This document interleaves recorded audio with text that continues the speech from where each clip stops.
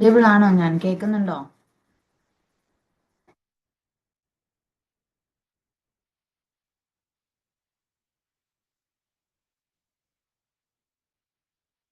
കേൾക്കാത്തോണ്ടാണോ reply തരാത്തത്, അതോ reply തരാണ്ടാണോ? I said good evening, please reply.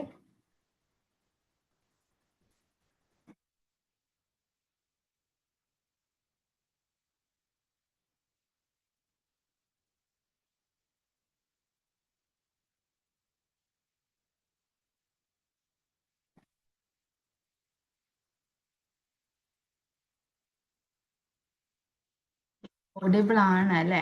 ഞാൻ ഓഡിബിൾ ആണോ എന്ന് ചെക്ക് ചെയ്യാൻ വേണ്ടിയിട്ടാണ്. അപ്പൊ നിങ്ങൾ റിപ്ലൈ തന്നാലല്ലേ എനിക്ക് ഓഡിബിൾ ആണോ അല്ലയോ എന്ന് അറിയുള്ളൂ. ഓക്കെ, അപ്പോൾ കയറിയവരൊക്കെ നിങ്ങളുടെ പേരും ഏതാണോ ബാച്ച് അതും കൂടെ ടൈപ്പ് ചെയ്തിടാം കേട്ടോ വേഗം.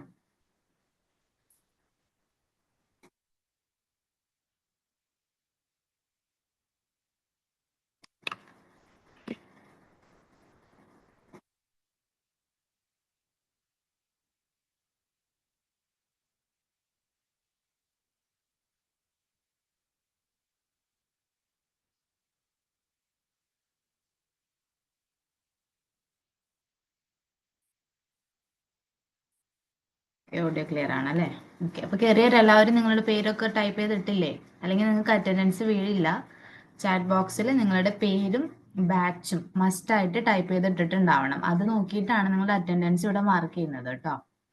നിങ്ങൾ സൂമിൽ കയറിയിട്ടുണ്ടോ ഇല്ലയോ അതൊന്നും ഇവിടെ നോക്കുന്നില്ല. ജസ്റ്റ് പേരും ബാച്ചും ആരൊക്കെയാണോ ടൈപ്പ് ചെയ്തിടുന്നത് അവരുടെ അറ്റൻഡൻസ് മാത്രമേ നമ്മളിവിടെ എടുക്കുന്നുള്ളൂ. അതുകൊണ്ടാണ് വീണ്ടും വീണ്ടും പറയുന്നത്, പേരും ബാച്ചും മറക്കാതെ ടൈപ്പ് ചെയ്തിടുക. ഓക്കെ, സോ ഇന്നലത്തെ ക്ലാസ് മറന്നുപോയ, ഇന്നലെ കയറാത്തവരാരെങ്കിലും ഉണ്ടോ? കയറിയവർ തന്നെയാണോ ഉള്ളത്? ഇന്നലത്തെ ക്ലാസ് നിങ്ങൾ ജസ്റ്റ് ഒന്ന് ലെക്ചർ നോട്ടൊക്കെ എഴുതിയത് വായിച്ചൊക്കെ നോക്കിയായിരുന്നോ? എന്തെങ്കിലും ഡൗട്ടോ കാര്യങ്ങളോ എന്തെങ്കിലും ഉണ്ടോ?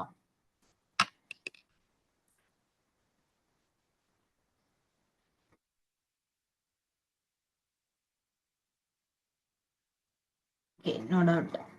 ഓക്കെ, പിന്നെ വേറൊരു കാര്യം നിങ്ങളുടെ അടുത്ത് ചോദിക്കാനുള്ളത്, നിങ്ങൾക്ക് ഇങ്ങനെ ക്ലാസ് വയ്ക്കുന്നത് കൺവീനിയൻ്റ് ആണോ? അതായത് സാറ്റർഡേ 1 അവർ ആൻഡ് സൺഡേ 1 അവർ, അതാണോ നിങ്ങൾക്ക് നല്ലത്? അതോ സൺഡേ തന്നെ 2 അവർ കണ്ടിന്യൂ ചെയ്ത് വെക്കുന്നതാണോ നിങ്ങൾക്ക് എങ്ങനെയാണ് സൂട്ടബിൾ ആയിട്ട് വരുന്നത്? എങ്ങനെ ആയാലും നമുക്ക് വീക്ക്ലി 2 അവർ ആണ് ക്ലാസ് വെക്കാൻ നമ്മൾ ഉദ്ദേശിക്കുന്നത്. സോ അത് സാറ്റർഡേ ഇന്ന് നമ്മൾ ഇപ്രാവശ്യം നടത്തിയതുപോലെ സാറ്റർഡേ ആണോ അതോ ഒറ്റ ദിവസമായിട്ട് മതിയോ? ഏതാണ് നിങ്ങൾക്ക് കൂടുതൽ കൺവീനിയന്റ് ആയിട്ടുള്ളത്?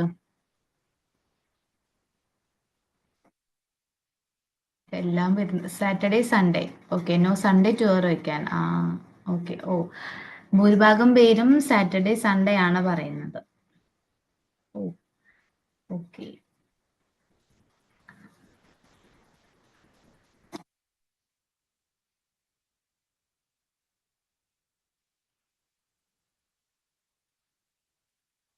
എത്ര പാർട്ടിസിപ്പൻസ് ഉണ്ട്? സോ ഐ ഗെസ് 13 പാർട്ടിസിപ്പൻസ് ഉണ്ട്. നിങ്ങൾ എല്ലാവരും പറഞ്ഞാലാണ് നമുക്ക് വെക്കാൻ പറ്റുള്ളൂ.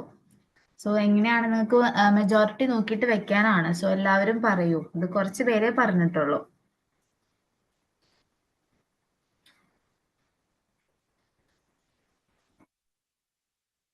റെസ്പോൺസ് ആണല്ലോ.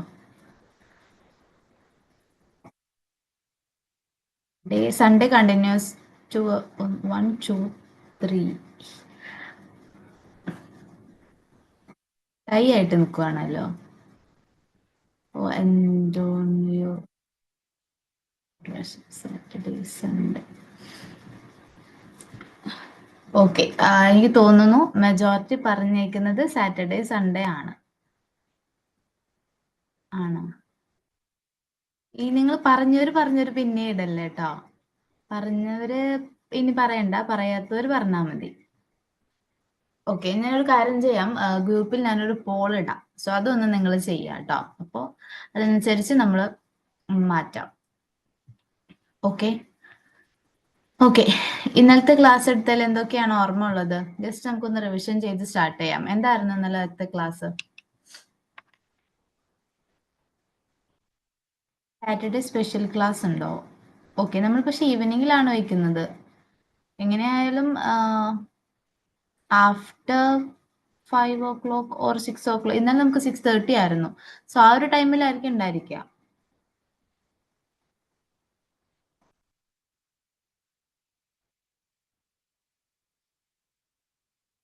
നമ്മൾ ഇന്നലെ പഠിച്ചത് എന്തായിരുന്നു? ജുഡീഷ്യറി ആയിരുന്നു അല്ലേ പഠിച്ചത്? നമുക്ക് ഞാൻ സ്ലൈഡ് ഒന്ന് ഷെയർ ചെയ്യാം കേട്ടോ. ഒരു മിനിറ്റ്.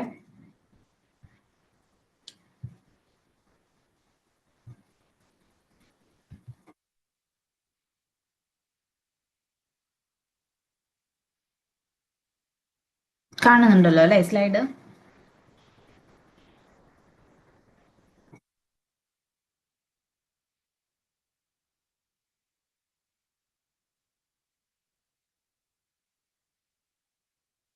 ഓക്കെ, നമ്മൾ ഇന്നലെ എന്താണ് പഠിച്ചത്? ജുഡീഷ്യറി ആണ് പഠിച്ചത്. എന്തൊക്കെ കാര്യങ്ങളാണ് ജുഡീഷ്യറിയിൽ പഠിച്ചത്? എന്താണ് ജുഡീഷ്യറി എന്ന് നമ്മൾ പഠിച്ചു. ആൻഡ് അതിൻ്റെ ഒരു ബ്രീഫ് ഹിസ്റ്ററി നമ്മൾ നോക്കിയിട്ടുണ്ടായിരുന്നു. പിന്നെ എന്തൊക്കെ ക്യാരക്ടറിസ്റ്റിക്സ് എന്ന് പറഞ്ഞിട്ടുണ്ടായിരുന്നത്? One of the oldest judicial system ആണെന്ന് നമ്മൾ ഇന്നലെ പറഞ്ഞു. And single and integrated judicial system. ഞാൻ ജസ്റ്റ് ഹെഡിങ്സ് മാത്രമേ പറഞ്ഞു പോകുന്നുള്ളൂ, ഇന്നലെ പഠിച്ചതുകൊണ്ടാണ് കേട്ടോ. ജസ്റ്റ് റിവിഷൻ പോലെ ഒന്ന് നോക്കിയാൽ മതി. ഇൻഡിപെൻഡൻസ് ഓഫ് ജുഡീഷ്യറി പറഞ്ഞിട്ടുണ്ടായിരുന്നു. ആൻഡ് ജുഡീഷ്യൽ ആക്ടിവിസം എന്താന്ന് പറഞ്ഞു. അതുപോലെ ജുഡീഷ്യൽ റിവ്യൂ എന്താന്ന് പറഞ്ഞു.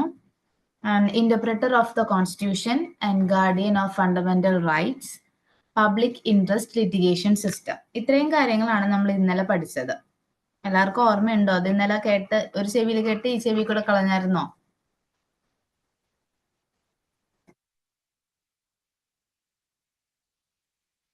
ഓർമ്മ വരുന്നുണ്ടോ വല്ലത് ഇത് കാണുമ്പോ? ഞാൻ വെറുതെ വെള്ളത്തിൽ വരച്ച വര പോലെ ആയോ?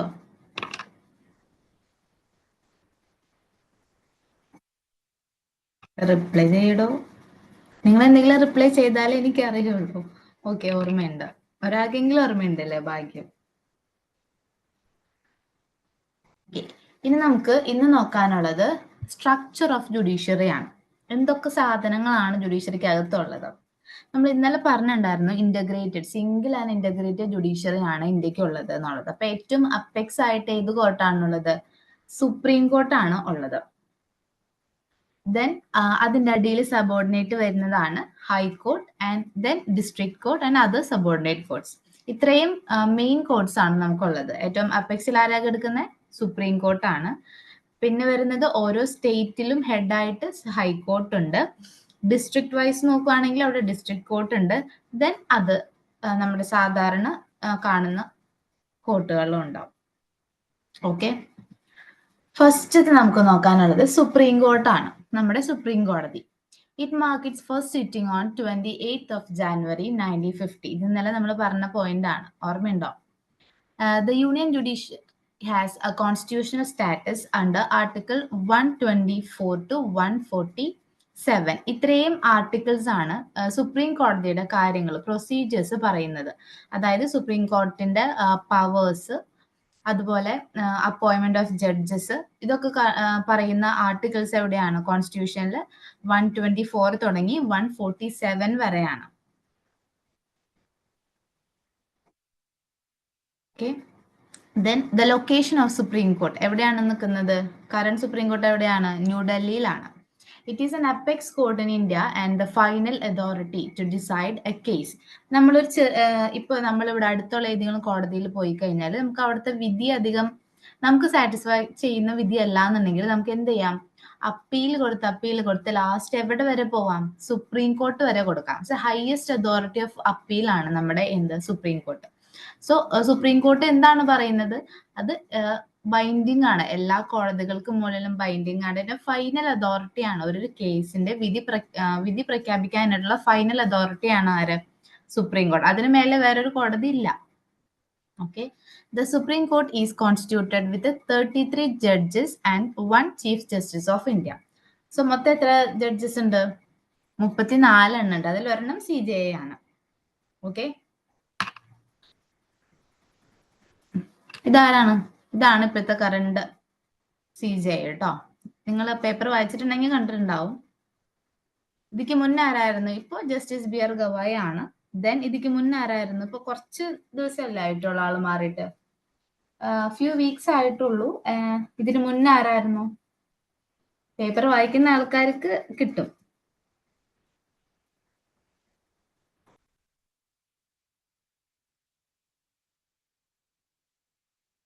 സഞ്ജീവ് തന്നെയായിരുന്നു ഇതിന് മുന്നേ.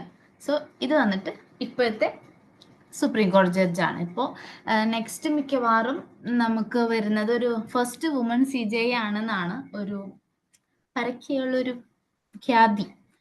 ഫസ്റ്റ് ഇതുവരെ നമുക്കൊരു CJI വുമൺ ആയിട്ട് വന്നിട്ടില്ല, ഫുൾ മെയിൽ ആയിരുന്നു. ദെൻ അടുത്തത് വരുന്നത് ഐ ഗസ് 52 ആണോ 53rd ആണോ എന്ന് എനിക്കറിയില്ല, അതൊരു കൺഫ്യൂഷൻ ഉണ്ട്. ആ ഒരു ടേമിൽ വരുന്നത് വുമൺ CJI ആവും എന്നാണ് ഒരു കോമൺലി പറയുന്നത്. ഓക്കെ, എന്താണ് ഇതിന്റെ ജൂറിസ്ഡിക്ഷൻസ് നോക്കാം. ജൂറിസ്ഡിക്ഷൻ എന്ന് പറഞ്ഞാൽ എന്താണ്? ഏതൊക്കെ അധികാരങ്ങളാണ് ഉള്ളതെന്ന്. ഓക്കെ, ഫസ്റ്റ് വരുന്നത് ഒറിജിനൽ ജൂറിസ്ഡിക്ഷൻ അണ്ടർ ആർട്ടിക്കിൾ 131. ഇത് ഈ ആർട്ടിക്കിളുകൾ പ്രകാരമാണ് ഓരോ അധികാരങ്ങളും സുപ്രീം കോടതിക്ക് ഉള്ളത്. ഓക്കെ, ഫസ്റ്റത്തെ എന്ന് പറഞ്ഞാൽ ഒറിജിനൽ ജൂറിസ്ഡിക്ഷൻ. അതായത് നമ്മൾ ഇന്നലെ പറഞ്ഞിട്ടുണ്ടായിരുന്നില്ലേ, ഡിസ്പ്യൂട്ട് റെസൊല്യൂഷൻ. സെന്ററും സ്റ്റേറ്റും തമ്മിലോ അല്ലെങ്കിൽ പല രണ്ട് സ്റ്റേറ്റുകൾ തമ്മിലായാലോ ഡിസ്പ്യൂട്ട് വരുമ്പോൾ അത് പരിഹരിക്കുന്നത് ആരാണ്? ഫൈനൽ അതോറിറ്റി ആരാണ്? സുപ്രീം കോടതിയാണ്. ആ ഒരു ജൂറിസ്ഡിക്ഷനാണ് നമ്മളിവിടെ പറയുന്നത് എന്ത്? ഒറിജിനൽ ജൂറിസ്ഡിക്ഷൻ എന്ന് പറയുന്നത്. Okay, then applied jurisdiction. ഇപ്പൊ നമ്മൾ പറഞ്ഞിട്ടുണ്ടായിരുന്നു, ഏതൊരു ചെറിയ കോടതിയിൽ പോയിട്ട് നമുക്ക് സാറ്റിസ്ഫൈ ചെയ്തില്ല ആ ഒരു വിധി എന്നുണ്ടെങ്കിൽ നമുക്ക് എന്ത് ചെയ്യാം? അപ്പീൽ കൊടുക്കാം. മേലെ കോടതികളിലേക്ക് അപ്പീൽ കൊടുക്കാം. ഇപ്പോൾ എനിക്കിപ്പോൾ ഏതെങ്കിലും ഒരു ഡിസ്ട്രിക്ട് കോർട്ടിൽ പോയിട്ട് അവിടുത്തെ വിധി എനിക്ക് പറ്റിയില്ല, എനിക്ക് വേണ്ട വിധി അവർ തന്നില്ല എന്ന് തോന്നുവാണെങ്കിൽ ദെൻ എനിക്ക് എവിടെ പോവാം? ഒന്നില്ലെങ്കിൽ ഹൈക്കോടതി പോവാം, അല്ലാന്നുണ്ടെങ്കിൽ നേരിട്ട് സുപ്രീം കോടതി പോവാം. അതിന് കുറച്ച് ക്രൈറ്റീരിയാസ് ഒക്കെ ഉണ്ട്, അത് വേറെ കാര്യം. സാങ്ഷൻ അങ്ങനെ സംഭവങ്ങളൊക്കെ ഉണ്ട്. ഹൈക്കോടതി പോവാം. ദെൻ അവിടുന്ന് എനിക്ക് ഹൈക്കോടതിന്റെ വിധിയും എനിക്ക് പറ്റിയില്ല എന്നുണ്ടെങ്കിൽ എവിടേക്ക് പോവാം? സുപ്രീം കോടതിക്ക് പോവാം. അതാണ് ഹയസ്റ്റ് അപ്ലൈറ്റ് അതോറിറ്റി. ആദ്യം സുപ്രീം കോടതിയിൽ വിധി എനിക്ക് പറ്റിയില്ല എന്നുണ്ടെങ്കിൽ പിന്നെ എവിടേക്കും പോകാൻ പറ്റില്ല, മിണ്ടാണ്ടിരിക്കാൻ നിർത്തിയുള്ളൂ. ഓക്കെ, അതാണ് സെക്കൻഡ് ജൂറിസ്ഡിക്ഷൻ വരുന്നത്, അപ്ലൈഡ് ജൂറിസ്ഡിക്ഷൻ. ആർട്ടിക്കിൾ ഏതാണ്? 132 ആൻഡ് 133. ഈ ആർട്ടിക്കിൾ നിങ്ങൾ കാണാണ്ട് പഠിച്ചു വെക്കൊന്നും വേണ്ട കേട്ടോ. ജസ്റ്റ് ഇന്ന ജൂറിസ്ഡിക്ഷൻ ഒക്കെ ഉണ്ട് എന്നുള്ള കാര്യങ്ങളൊന്ന് മനസ്സിലാക്കി വെക്കുക. ദെൻ തേർഡ് വരുന്നത് അഡ്വേഴ്സറി ജൂറിസ്ഡിക്ഷൻ ആണ്, അണ്ടർ ആർട്ടിക്കിൾ 143. അഡ്വേഴ്സറി എന്ന് പറഞ്ഞാൽ ഇപ്പോൾ എക്സാമ്പിൾ പറയുകയാണെങ്കിൽ എന്തെങ്കിലും ഒരു കോൺസ്റ്റിറ്റ്യൂഷന്റെ മാറ്ററിൽ നമ്മുടെ പ്രസിഡന്റിന് ഒരു ചെറിയ ഡൗട്ട് വരികയാണ് എന്തെങ്കിലും പ്രൊസീജിയറിന് വേണ്ടിയിട്ട്. സോ അപ്പൊ എന്ത് ചെയ്യും? നമ്മുടെ പ്രസിഡന്റ് പോയിട്ട് നമ്മുടെ സുപ്രീം കോടതി ചീഫ് ജസ്റ്റിസിന്റെ അടുത്ത് അഡ്വൈസ് ചോദിക്കും. എനിക്ക് ഇന്നൊരു പ്രശ്നം വന്നിട്ടുണ്ട്, സോ എനിക്ക് ഇതിന്റെ ഒരു കോൺസ്റ്റിറ്റ്യൂഷണൽ ആയിട്ടുള്ള ഇന്റർപ്രിട്ടേഷൻ ആവശ്യമാണ് എന്ന് പറഞ്ഞിട്ട് ആരുടെ അടുത്ത് പോകും? ചീഫ് ജസ്റ്റിസിന്റെ അടുത്ത് പോകും. സോ ആ സമയത്ത് തിരിച്ച് ഉപദേശിക്കാൻ ഇൻ ദ സെൻസ് ആ ഒരു ഡൗട്ട് ക്ലിയർ ചെയ്ത് കൊടുക്കാനുള്ള അധികാരം ആർക്കുണ്ട്? സുപ്രീം കോടതിക്കുണ്ട്. സോ അതാണ് ഒരു അഡ്വേഴ്സറി അഡ്വൈസ് കൊടുക്കുക ചില കാര്യങ്ങളിൽ. ഓക്കെ, പക്ഷെ ഈ അഡ്വൈസ് ബൈൻഡിങ് ആണോ എന്ന് ചോദിച്ചാൽ അല്ല. വേണമെങ്കിൽ എടുത്താൽ മതി, വേണമെങ്കിൽ എടുക്കാം, അല്ലെങ്കിൽ തള്ളിക്കളയാം. ബൈൻഡിങ് അല്ല, പക്ഷെ അങ്ങനെ ഒരു ജൂറിസ്ഡിക്ഷൻ ആർക്കുണ്ട്? സുപ്രീം കോടതിക്കുണ്ട്. Okay, then inherent jurisdiction. Inherent jurisdiction എന്ന് പറഞ്ഞാൽ സിംപ്ലി നമ്മൾ പറയാണെന്നുണ്ടെങ്കിൽ ഇപ്പോൾ താഴത്തെ കോടതികളിലെ കേസ് മേലേക്ക് പോവാൻ അല്ലെങ്കിൽ നേരിട്ട് സുപ്രീം കോടതിയിൽ പോയിട്ട് കേസ് കൊടുക്കാൻ പറ്റും എന്നുള്ള ജൂറിസ്ഡിക്ഷൻ ആണ് ഇൻഹെറന്റ് ജൂറിസ്ഡിക്ഷൻ നമ്മൾ പറയുന്നത്. ആർട്ടിക്കിൾ 136 ആണ് അത് കേട്ടോ. Then review jurisdiction under article 137. അതായത് നമ്മൾ ഇന്നലെ ജുഡീഷ്യൽ റിവ്യൂ പറഞ്ഞിട്ടുണ്ടായിരുന്നു, അതുമായി ബന്ധപ്പെട്ടതാണ് റിവ്യൂ ജൂറിസ്ഡിക്ഷൻ. ഇപ്പൊ താഴത്തെ കോടതികളുടെ കേസ് ആയാലും കേസ് ഇപ്പോ അവർക്ക് എന്താ പറയാ, അവർ എടുത്തിരിക്കുന്ന വിധി ശരിയല്ല എന്ന് സുപ്രീം കോടതിന് തോന്നുകയാണെന്നുണ്ടെങ്കിൽ നേരെ ആ കേസ് സ്വന്തമായിട്ട് എടുത്ത് റിവ്യൂ ചെയ്യാം.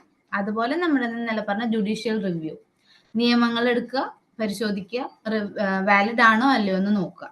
സോ ആ ജൂറിസ്ഡിക്ഷൻ വരുന്നത് അണ്ടർ ആർട്ടിക്കിൾ 137 ആണ്. Then extraordinary jurisdiction in the form of PIL.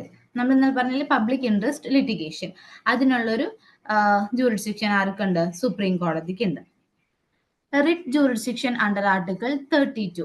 Writ എന്ന് പറഞ്ഞാൽ നമ്മൾ എക്സ്ക്ലൂസീവ്ലി ഫണ്ടമെന്റൽ റൈറ്റ്സിലാണ് നമ്മളത് പഠിക്കുന്നത്.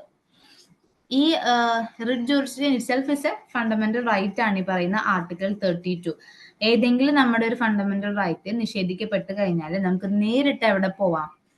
വേറെ ഒരു കോടതിയിലും പോകേണ്ട ആവശ്യമില്ല, നേരിട്ട് സുപ്രീം കോടതിയിൽ പോവാം. പോയിട്ട് അതിനുള്ള പരിഹാരം തേടാം. സോ അതിന് സുപ്രീം കോടതി 5 റിട്ടുകൾ പുറപ്പെടുവിക്കും. സോ ഒരു എക്സാമ്പിൾ പറയുകയാണെങ്കിൽ ഇപ്പൊ നമ്മുടെ എമർജൻസി കാലത്ത് നമ്മുടെ ഇവിടെ ഒരു എമർജൻസി ഉണ്ടായിരുന്നതായിട്ട് നിങ്ങൾക്ക് അറിയാലോ. നമ്മുടെ ആരാണ് ഇന്ദിരാഗാന്ധിയുടെ കാലത്ത് 1975-77 കാലഘട്ടങ്ങളിൽ ഇവിടെ എമർജൻസി ആയിരുന്നു.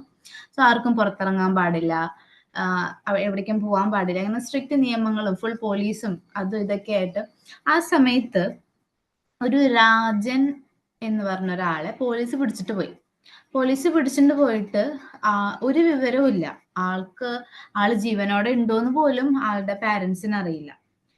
സോ അങ്ങനെ വന്നപ്പോ ആളുടെ പാരന്റ് എവിടെ പോയി? സുപ്രീം കോടതിയിൽ പോയിട്ട് പറഞ്ഞു, എന്റെ മകന്റെ ലൈഫ് ത്രെട്ടൻ ആണ്, എന്റെ മകനെ കാണാനില്ല, പോലീസാണ് കൊണ്ടുപോയത്. സോ ആളുടെ ആർട്ടിക്കിൾ 21 വയലേറ്റ് ചെയ്യപ്പെട്ടു. അതായത് റൈറ്റ് ടു ലൈഫ്, ജീവിക്കാനുള്ള അധികാരമാണ് അവിടെ നഷ്ടപ്പെട്ടതെന്ന് പറഞ്ഞിട്ട് ആൾ എവിടേക്ക് പോയി? സുപ്രീം കോടതിയിൽ പോയി. രാജന്റെ അച്ഛൻ അദ്ദേഹം പോയി സുപ്രീം കോടതി പോയി കഴിഞ്ഞപ്പോഴത്തേക്കും സുപ്രീം കോടതി പറഞ്ഞു ഹേബിയസ് കോർപ്പസ് എന്നൊരു റിട്ട് പുറപ്പെടുവിച്ചു. അതായത് ആളുടെ ശരീരം കൊണ്ടുവരിക എന്നുള്ള രീതിയിൽ. കേസ് മരിച്ചിട്ടാണെങ്കിൽ അങ്ങനെ, അല്ലാന്നുണ്ടെങ്കിൽ ജീവനോടെ ആണെങ്കിലും കൊണ്ടുവരാം, കോടതിക്ക് മുന്നിൽ ഹാജരാക്കാൻ.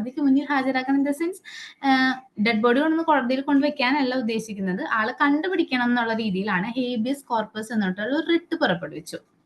അപ്പൊ അതിന് ഇതുവരെ ഒരു തീരുമാനം ഉണ്ടായിട്ടില്ല, അത് വേറെ കാര്യം. ഇതേപോലത്തെ സാഹചര്യങ്ങളിൽ കോടതി പുറപ്പെടുവിക്കുന്ന ഒരു സാധനങ്ങളാണ് എന്ത് പറയുന്നത്? റിട്ട്. പലതരത്തിലുള്ള റിട്ട് ഉണ്ട്. ഹേബിയസ് കോർപ്പസ് ഉണ്ട്, മാൻഡമസ് ഉണ്ട്, പ്രൊഹിബിഷൻ ഉണ്ട്, സെർഷോറിയറി ഉണ്ട്, കോ വാറണ്ടോ ഉണ്ട്. അങ്ങനെ 5 തരത്തിലുള്ള വെറൈറ്റീസ് കേസസിന് ഉപയോഗിക്കുന്ന റിട്ടുകളാണത്. ഒരു മനുഷ്യനെ കാണാണ്ടായി കഴിഞ്ഞാൽ കൊടുക്കുന്ന റിട്ടാണ് ഹേബിയസ് കോർപ്പസ്. ഓക്കെ, അത് നമുക്ക് വിശദമായിട്ട് ഫണ്ടമെന്റൽ റൈറ്റിൽ പഠിക്കാം കേട്ടോ. റിട്ടുകൾ ഏതൊക്കെയാണ്, എങ്ങനെയൊക്കെയാണ് ഉപയോഗിക്കുന്നത് എന്നുള്ളത്. ഓക്കെ, ഇത്രയും ജൂറിസ്ഡിക്ഷൻസ് ആണ് ആർക്കുള്ളത്? സുപ്രീം കോടതിക്കുള്ളത്. ഒന്നും കൂടെ വായിച്ചു നോക്കാം. ഒറിജിനൽ ജൂറിസ്ഡിക്ഷൻ ആണ്, appellate jurisdiction, advisory jurisdiction, inherent jurisdiction, review jurisdiction, extra ordinary jurisdiction in the form of public interest litigation, and finally writ jurisdiction. Okay, ഇത്രയും ക്ലിയർ ആണോ? സുപ്രീം കോടതി എന്താണെന്ന് നമ്മൾ പറഞ്ഞു, ആൻഡ് സുപ്രീം കോടതിയുടെ ജൂറിസ്ഡിക്ഷൻസ് പറഞ്ഞു. ഇത്രയും ക്ലിയർ ആണോ?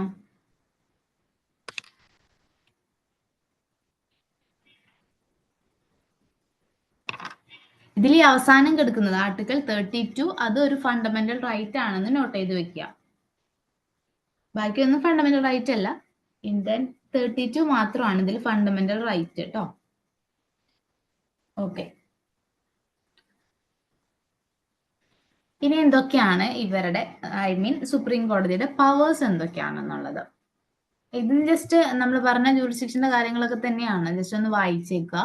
Can hear the constitutional matters, guardian of the fundamental rights, advising the president. നമ്മൾ നേരത്തെ പറഞ്ഞിട്ടുണ്ടായിരുന്നു അഡ്വൈസറി ജൂറിസ്ഡിക്ഷൻ, പക്ഷെ ഇതൊരിക്കലും പ്രസിഡന്റിനെ ബൈൻഡ് ചെയ്യുന്ന സാധനമല്ല കേട്ടോ. അതൊന്ന് ക്വസ്റ്റ്യൻ വരികയാണ്, it is binding on president എന്ന് പറഞ്ഞാൽ ഇറ്റ് ഈസ് റോങ്, ബൈൻഡിങ് അല്ല. പ്രസിഡന്റ് വേണമെങ്കിൽ ആ അഡ്വൈസ് സ്വീകരിക്കാം, അല്ലെങ്കിൽ തള്ളിക്കളയാം. And overseer of the constitution punish for its contempt or court of record. അതായത് കോടതി ലക്ഷ്യത്തിന് കേസ് എടുക്കുക എന്നുള്ളത് കേട്ടിട്ടില്ലേ? ഒരുവിധം പേപ്പറിൽ അല്ലെങ്കിൽ പോലെ വല്ല സിനിമയിലെങ്കിലും കേട്ടിട്ടുണ്ടാവും, കോടതി ലക്ഷ്യത്തിന് കേസ് എടുക്കാം. സോ എന്തെങ്കിലും കോടതി പറഞ്ഞ കാര്യം കേട്ടിട്ടില്ല, അല്ലെങ്കിൽ കോടതിനെ അധിക്ഷേപിച്ചു എന്ന് കോടതിക്ക് തോന്നുകയാണെന്നുണ്ടെങ്കിൽ ആൾക്കെതിരെ കോടതിക്ക് സ്വമേധയാ കേസ് എടുക്കാം. ഓക്കെ, ആൻഡ് എസ്റ്റാബ്ലിഷ്ഡ് പ്രസിഡൻസ്, അതിനൊരു പ്രൊസീജിയേഴ്സ് ആണ് കേട്ടോ. And can craft rules and regulation for bar and bench. അതായത് വക്കീലന്മാരുടെ ആ ഒരു ഓർഗനൈസേഷൻ ആണ് ബാർ കേട്ടോ. നിങ്ങൾ ഉദ്ദേശിച്ച വേറെ സാധനമല്ല, ഇത് ബാർ ആൻഡ് ബെഞ്ച് വക്കീലന്മാരുടെ ആ ഒരു ഓർഗനൈസേഷനെ പറയുന്നതാണ്. Then judicial review and judicial activism, resolution of dispute regarding the election of president and vice president. പ്രസിഡന്റിന്റെയോ വൈസ് പ്രസിഡന്റിന്റെയോ എലക്ഷൻ നടക്കുമ്പോൾ എന്തെങ്കിലും തർക്കങ്ങൾ വന്നാൽ അതിന്റെ ഫൈനൽ അതോറിറ്റി ആരാണ്? അതും സുപ്രീം കോടതിയാണ്. Okay. And transfer of cases from other court to itself and from one high court to another. കീഴ്ക്കോടതികൾ കിടക്കുന്ന കേസസ് ആ കോടതി നോക്കുന്നത് ശരിയല്ല, വേറെ കോടതിക്ക് കൊടുക്കാമെന്ന് പറഞ്ഞിട്ട് ട്രാൻസ്ഫർ ചെയ്യിക്കാം. അത് ഒന്നില്ലെങ്കിൽ ഒരു ഹൈക്കോർട്ടിൽ നിന്ന് വേറെ ഹൈക്കോർട്ടിലേക്ക്, അല്ലെങ്കിൽ ആ ഹൈക്കോർട്ടിൽ നിന്ന് സ്വന്തമായിട്ട് എടുക്കാം, സുപ്രീം കോടതിക്ക് സ്വന്തമായിട്ട് എടുക്കാം, അല്ലെങ്കിൽ വേറെ സബോർഡിനേറ്റ് കോർട്ടുകൾക്ക് മാറാം. ഹൈക്കോർട്ടിന്റെ കേസസ് ഒന്നും സബോർഡിനേറ്റ് കോർട്ടിന് കൊടുക്കില്ല, വേറൊരു ഹൈക്കോർട്ടിനെ കൊടുക്കുള്ളൂ. പക്ഷെ അതിന്റെ അടിയിലുള്ളവർക്ക് അങ്ങോട്ടും ഇങ്ങോട്ടും മാറ്റി കൊടുക്കും. സോ ആ ഒരു റേഞ്ചും കൂടെ നോക്കണം കേട്ടോ നിങ്ങൾ. ഏറ്റവും ഹൈ ലെവലിൽ കിടക്കുന്നത് സുപ്രീം കോർട്ടാണ്, ദെൻ ഹൈക്കോർട്ട്, അതിന്റെ അടിയിലാണ് ചെറിയ കോർട്ട്. അവരുടെ പവർ റേഞ്ചും കൂടെ നോക്കിയിട്ട് വേണം. ഇതൊക്കെ ഒന്ന് ലോജിക്കലി തിങ്ക് ചെയ്താൽ അത് കിട്ടാവുന്ന കാര്യങ്ങളൊക്കെ തന്നെ ഉള്ളൂ. ഓക്കെ, പവേഴ്സ് ജസ്റ്റ് വായിക്കാനുള്ളൂ, കാര്യമായിട്ടൊന്നുമില്ല. ഓക്കെ, സുപ്രീം കോടതി ഇത്രയാണുള്ളത്. ഒരു കംപ്ലീറ്റ് സാധനങ്ങളും ഇല്ല. ഇത് അപ്പോയിന്റ്മെന്റ് ഓഫ് ജഡ്ജസ് ഒന്നും ഞാനിതിൽ ഇൻക്ലൂഡ് ചെയ്തിട്ടില്ല. അതൊക്കെ നമുക്ക് വേണമെങ്കിൽ ഇപ്പൊ നിങ്ങൾ പഠിക്കേണ്ട കാര്യമില്ല എന്നാണ് എൻ്റെ ഒരു അഭിപ്രായം. ഞാനെങ്കിൽ ഇതൊരു ചീഫ് ജസ്റ്റിസിനെ എങ്ങനെയാണ് അപ്പോയിന്റ് ചെയ്യുന്നതെന്ന് ഞാൻ പറഞ്ഞുതരാം. ചീഫ് ജസ്റ്റിസിനെ അപ്പോയിന്റ് ചെയ്യുന്നത് സീനിയോറിറ്റി നോക്കിയിട്ടാണ്. സുപ്രീം കോടതിയിൽ ഓൾറെഡി കുറെ ജഡ്ജസ് ഉണ്ടായിരിക്കും. നമ്മൾ പറഞ്ഞ 33 ജഡ്ജസ് വേറെ ഉണ്ട്. സോ അവരിലെ ഏറ്റവും കൂടുതൽ സീനിയോറിറ്റി ആർക്കാണോ അവരെയാണ് എന്ത് പിടിക്കുന്നത്, ആരായിട്ട് അപ്പോയിന്റ് ചെയ്യുന്നത്? CJ ആയിട്ട് അപ്പോയിന്റ് ചെയ്യുന്നത്. ആരാണ് അപ്പോയിന്റ് ചെയ്യുന്നത്? പ്രസിഡന്റ് ആണ്. ഇന്ത്യൻ പ്രസിഡന്റ് ആണ് അപ്പോയിന്റ് ചെയ്യുന്നത്. സീനിയോറിറ്റി നോക്കിയിട്ട് അവർക്കൊരു എന്താ പറയാ, ഒരു കൂട്ടം സീനിയർ ജഡ്ജസ് ഉണ്ടായിരിക്കും. ഓക്കെ, 1-2 പേരായിരിക്കില്ല, അതൊരു 5-10 പേരുണ്ടാവും. അതിൽ നിന്ന് ഏറ്റവും കൂടുതൽ സീനിയർ ആരാണോ അവരെയാണ് CJ ആയിട്ട് അപ്പോയിന്റ് ചെയ്യുന്നത്. പ്രസിഡന്റ് ആണ് അവരെ അപ്പോയിന്റ് ചെയ്യുന്നത്. ഈ 2 കാര്യങ്ങൾ ജസ്റ്റ് ഓർത്ത് വെച്ചാൽ മതി. ഏറ്റവും സീനിയർ മോസ്റ്റ് ജഡ്ജിനെയാണ് അപ്പോയിന്റ് ചെയ്യുക, ആൻഡ് പ്രസിഡന്റ് ആണ് അപ്പോയിന്റ് ചെയ്യുന്നത്. ഓക്കെ, ബാക്കിയുള്ള ജഡ്ജസിനെ അപ്പോയിന്റ് ചെയ്യുന്നത് ആരുടെ റെക്കമെൻഡേഷൻ മൂലമാണ്? കാരണം അവിടെ CJ ആയിട്ട് ഇരിക്കുന്ന ആളുടെ റെക്കമെൻഡേഷൻ കൊണ്ടിട്ടാണ് ബാക്കിയുള്ള ജഡ്ജസിനെ അപ്പോയിന്റ് ചെയ്യുക. വേക്കൻസി വരുമ്പോൾ ഓൾറെഡി അവിടെ കുറെ ജഡ്ജസ് ഉണ്ടായിരിക്കും, പക്ഷെ എന്തെങ്കിലും ഒരു വേക്കൻസി ഒക്കെ വരുമ്പോൾ ബാക്കിയുള്ള ജഡ്ജസിനെ അപ്പോയിന്റ് ചെയ്യുന്നത് ആരുടെ റെക്കമെൻഡേഷൻ അനുസരിച്ചിട്ടാണ്? CJIന്റെ റെക്കമെൻഡേഷൻ അനുസരിച്ചിട്ടാണ്. പ്രസിഡന്റ് തന്നെയാണ് അവരെയും അപ്പോയിന്റ് ചെയ്യുന്നത്. ഓക്കെ, ഇനി നമുക്ക് ഹൈക്കോർട്ടിന്റെ കാര്യത്തിലേക്ക് പോവാം. High court it is an apex court of a state. ഒരു സ്റ്റേറ്റില് അപ്പെക്സ് കോർട്ടാണ് high court. There can be 1 high court for 2 states. ഇപ്പൊ എക്സാമ്പിൾ പറയുകയാണെങ്കിൽ നമ്മുടെ ആന്ധ്രാപ്രദേശ്, തെലങ്കാന ആ ഒരു റീജിയനിൽ നമുക്ക് ഹൈദരാബാദിലാണ് ഒരു ഹൈക്കോർട്ട് വരുന്നത്. അവര് ഇപ്പൊ ജസ്റ്റ് പാർട്ടീഷൻ കഴിഞ്ഞിട്ട് കുറച്ചല്ലേ ആയിട്ടുള്ളൂ. സോ അങ്ങനെ 2 സ്റ്റേറ്റില് വേണമെങ്കിൽ ഒരു ഹൈക്കോർട്ട്, ഒരു കോമൺ ആയിട്ട് ഒരു ഹൈക്കോർട്ട് അങ്ങനെ വെക്കാന്നുള്ളൊരു ഒരു എന്താ പറയാ, ഒരു നിയമമുണ്ട്. അങ്ങനെ വെക്കാൻ വേണമെങ്കിൽ കുഴപ്പമില്ല. It is subordinate to the Supreme Court of India. The Indian High Courts Act in 1861 was passed after the recommendation of the Law Commission tabled in year 1858. അത് ജസ്റ്റ് വായിച്ചാൽ മതി. ഹൈക്കോർട്ട് ഈ ആക്ട് പ്രകാരമാണ് ഓരോ സ്റ്റേറ്റിലും ഹൈക്കോർട്ട് വേണം എന്നുള്ള ഒരു നിയമം വന്നത്. സോ അത് എന്ത് പ്രകാരം, ആരുടെ റെക്കമെൻഡേഷൻ കൊണ്ടാണ്? ഒരു ലോ കമ്മീഷന്റെ റെക്കമെൻഡേഷൻ കൊണ്ടാണ് വന്നിട്ടുള്ളത്. അത്രയും നാളെ ഉണ്ടായിരുന്നില്ല. ഓക്കെ, നോക്കുക, നിങ്ങൾ ഡേറ്റ് നോക്കുക. നമുക്ക് ഇൻഡിപെൻഡൻസ് കിട്ടുന്നതിന് മുൻപാണ് വന്നിട്ടുള്ളത് കേട്ടോ. ബ്രിട്ടീഷുകാർ തുടങ്ങി വെച്ച സാധനമാണ്. ആദ്യം ബംഗാൾ, ബോംബെ, മദ്രാസ് ഈ 3 സ്ഥലങ്ങളിൽ മാത്രമാണ് ഉണ്ടായിരുന്നത്. പിന്നെയാണ് നമ്മുടെ ഇൻഡിപെൻഡൻസ് കിട്ടിയ ശേഷമാണ് ബാക്കി എല്ലായിടത്തും വന്നിട്ടുള്ളത്. Initially the high courts were established in Calcutta, Bombay and Madras in 1866 under Article 217 of the Constitution of India. The state judiciary is covered under the Constitution of India from Article 240 to 231. ഇത്രയും ആർട്ടിക്കിളിലാണ് ഹൈക്കോർട്ടിനെ കുറിച്ചിട്ട് പറയുന്നത്. State judiciary, ഹൈക്കോർട്ടിന്റെ procedures, അതുപോലെ appointment of judges, അവരുടെ jurisdiction എന്തൊക്കെയാണ്, അതുപോലെ അവരുടെ powers എന്തൊക്കെയാണെന്ന് പറയുന്നത് ഇത്രയും ആർട്ടിക്കിൾ വെച്ചിട്ടാണ്. ഓക്കെ, ഒന്നുകൂടെ നോക്കുക, അപ്പെക്സ് കോർട്ട് ഓഫ് സ്റ്റേറ്റ് ആണ്. വേണമെങ്കിൽ രണ്ടോ സ്റ്റേറ്റിന് ഒരു കോമൺ ഹൈക്കോർട്ട് വെക്കാവുന്നതാണ്. It is subordinate to the supreme court. Indian high court act 1861 പ്രകാരമാണ് ഹൈക്കോർട്ട്സ് വന്നിട്ടുള്ളത്. ഇനീഷ്യലി എവിടെ മാത്രമേ ഉണ്ടായിരുന്നുള്ളൂ? കൽക്കട്ട, ബോംബെ, മദ്രാസ്. പിന്നെയാണ് ബാക്കിയുള്ള എല്ലാ സ്റ്റേറ്റിലേക്കും വന്നിട്ടുള്ളത്. ആൻഡ് ആർട്ടിക്കിൾസ് എന്തൊക്കെയാണ് ഡീൽ ചെയ്യുന്നത്? ആർട്ടിക്കിൾ 214 തൊട്ട് 231 വരെയാണ് ഹൈക്കോർട്ടിന്റെ കാര്യങ്ങൾ നമ്മുടെ കോൺസ്റ്റിറ്റ്യൂഷനിൽ പറഞ്ഞിട്ടുള്ളത്. ആൻഡ് ഇവർക്ക് കുറച്ച് ജൂറിസ്ഡിക്ഷനേ ഉള്ളൂ. അഡ്വൈസറി ഒന്നും ഇവിടെ ബാധകമല്ല. ഒറിജിനൽ ജൂറിസ്ഡിക്ഷൻ ഉണ്ട്. സ്റ്റേറ്റുകൾ തമ്മിലുള്ള ഡിസ്പ്യൂട്ട് അല്ലെങ്കിൽ ഡിസ്ട്രിക്റ്റുകൾ തമ്മിലുള്ള ഡിസ്പ്യൂട്ട് ഇവിടെ പറ്റും, ആർട്ടിക്കിൾ 225 പ്രകാരം. ദെൻ അപ്ലൈഡ് ജൂറിസ്ഡിക്ഷൻ ഇവിടെയുണ്ട്. സബോർഡിനേറ്റ് കോർട്ടിൽ വരുന്ന കേസിന്റെ അപ്പീൽ ആർക്ക് കൊടുക്കാം? ഹൈക്കോർട്ടിന് കൊടുക്കാം. ആൻഡ് സൂപ്പർവൈസറി ജൂറിസ്ഡിക്ഷൻ, അതായത് സുപ്രീം കോടതിന് ഈ സാധനം നമുക്ക് കണ്ടിട്ടുണ്ടാവില്ല. സുപ്രീം കോർട്ടിന് ഇല്ലാത്ത ഹൈക്കോർട്ടിന് മാത്രമുള്ള ഒരു സാധനമാണ് എന്ത്? Supervisory jurisdiction. അതായത് അടിയിലുള്ള കോർട്ടുകളെ സൂപ്പർവൈസ് ചെയ്യാം. അത്രയാണ്. സിമ്പിൾ വേർഡ്സ് നമ്മൾ അങ്ങനെ പറഞ്ഞാൽ മതി. ആ പേര് കേൾക്കുമ്പോൾ തന്നെ നമുക്കറിയാലോ സൂപ്പർവൈസറി എന്താണ്, ആ ഒരു അധികാരം കൊണ്ട് അവർ ഉദ്ദേശിക്കുന്നത് എന്നുള്ളത്. Then it is under Article 227. And ഹൈക്കോർട്ടിനും എന്തുണ്ട്? റിട്ട് ജൂറിസ്ഡിക്ഷൻ ഉണ്ട്. അതായത് നമ്മുടെ ഫണ്ടമെന്റൽ റൈറ്റ് വയലേറ്റ് ചെയ്യപ്പെട്ടാൽ നമുക്ക് എവിടെ പോവാം? ഹൈക്കോർട്ടിലും at the same time supreme കോർട്ടിലും പോവാം. പക്ഷേ ഇവിടെ ഒരു വ്യത്യാസമുണ്ട്. എന്താ വ്യത്യാസം എന്ന് അറിയാമോ? ഇത് ആർട്ടിക്കിൾ 226 ആൻഡ് മറ്റേത് ആർട്ടിക്കിൾ 32. ഇവ തമ്മിലൊരു വ്യത്യാസമുണ്ട്. രണ്ടും കോർ കാര്യത്തിൽ സെയിം ആണ്. ഫണ്ടമെന്റൽ റൈറ്റ് വയലേറ്റ് ചെയ്യപ്പെട്ടാൽ നമുക്ക് ഹൈക്കോർട്ടിലും ഡയറക്ട്ലി പോവാം, സുപ്രീം കോർട്ടിലും ഡയറക്ട്ലി പോവാം. പക്ഷേ ഇവ തമ്മിൽ റിട്ടുകൾ പുറപ്പെടുവിക്കുന്നത് സെയിം തന്നെയാണ്. ഈ നേരത്തെ ഞാൻ പറഞ്ഞ 5 റിട്ടുകൾ തന്നെയാണ് ഹൈക്കോർട്ടും പുറപ്പെടുവിക്കുക. പക്ഷേ ഇവർ തമ്മിൽ വേറൊരു വ്യത്യാസമുണ്ട്. ഞാൻ മറ്റേതിൽ അത് എടുത്തു പറഞ്ഞിട്ടുണ്ടായിരുന്നു, പക്ഷെ ഇതിൽ ഞാനത് പറഞ്ഞിട്ടില്ല. എന്താണ്? ശ്രദ്ധിച്ചിട്ടുണ്ടോ? അവർക്ക് ചിലപ്പോൾ കിട്ടും. ഒന്ന് ആലോചിച്ച് നോക്കിയേ. നേരത്തെ ഞാൻ സുപ്രീം കോടതിയിൽ ഞാനതൊന്ന് സ്ട്രെസ് ചെയ്ത് പറഞ്ഞായിരുന്നു ആ പോയിന്റ്.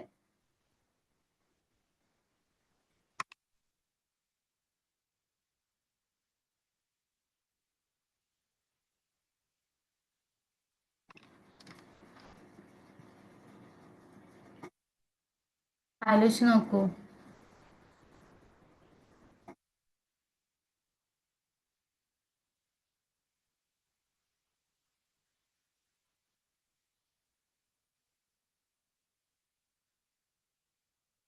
കിട്ടുന്നില്ല ആർക്കും?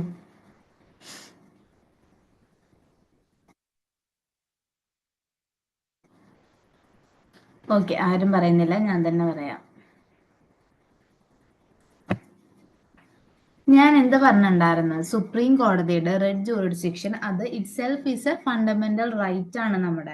നമ്മുടെ 6 ഫണ്ടമെന്റൽ റൈറ്റിൽ ഒന്നാണ് സുപ്രീം കോടതിയിൽ പോവാമെന്നുള്ളത്, അത് വയലേറ്റ് ചെയ്യപ്പെട്ടാല്. പക്ഷേ ഹൈക്കോടതിയിൽ പോവാന്നുള്ളത് നമ്മുടെ ഫണ്ടമെന്റൽ റൈറ്റ് അല്ല.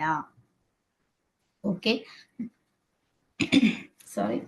റിട്ട് ജൂറിസ്ഡിക്ഷൻ ഹൈക്കോർട്ടിൽ വരുന്നത് അതൊരു ഫണ്ടമെന്റൽ റൈറ്റ് അല്ല. പക്ഷെ സുപ്രീം കോടതിയുടെ റിട്ട് ജൂറിസ്ഡിക്ഷൻ നമുക്ക് ഫണ്ടമെന്റൽ റൈറ്റ് ആണ്. മനസ്സിലാവുന്നുണ്ടോ ഡിഫറൻസ്? പിള്ളേ, നിങ്ങൾ എന്തെങ്കിലും ഒന്ന് റെസ്പോണ്ട് ചെയ്യൂ. എനിക്കറിയുന്നില്ല നിങ്ങൾ അവിടെ ഉണ്ടോ പോയോ.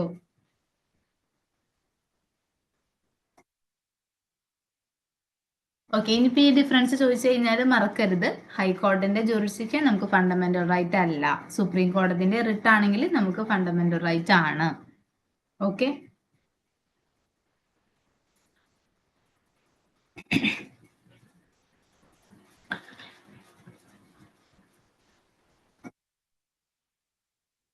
കോർട്ടിന്റെ പവേഴ്സ് എന്തൊക്കെയാണ്? Can punish for its own contempt, നേരത്തെ പറഞ്ഞ പോലെ തന്നെ കോടതി ലക്ഷ്യത്തിന് കേസ് എടുക്കാം.